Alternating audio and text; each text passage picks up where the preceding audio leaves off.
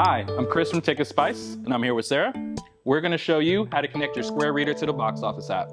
You ready? Yeah, let's do it. Here are the 3 things you'll need. A fully charged iPad with the Box Office app installed, a Square account, and a handy Bluetooth Square reader.